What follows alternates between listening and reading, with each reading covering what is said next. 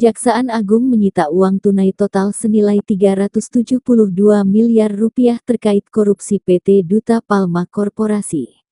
Penyitaan ini terkait dugaan tindak pidana pencucian uang (TPPU) dalam kegiatan usaha perkebunan kelapa sawit di Kabupaten Indragiri Hulu.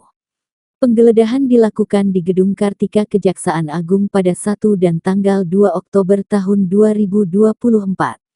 Direktur Penyidikan Jaksa Agung Muda Bidang Tindak Pidana Khusus Jampitsus Abdul Qohar mengungkapkan bahwa dari penggeledahan pertama dan kedua ditemukan uang tunai rupiah dan dolar senilai Rp63,7 miliar di Menara Palma dan Rp304,5 miliar di Gedung Palma Tower.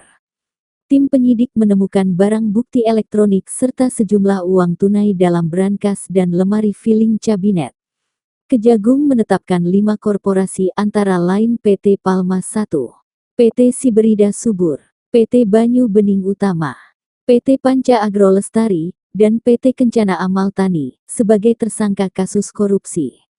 Sementara itu, PT Darmex Plantations dan PT Aset Pasifik ditetapkan sebagai tersangka pencucian uang, karena diduga terlibat dalam proses pencucian uang hasil korupsi tersebut.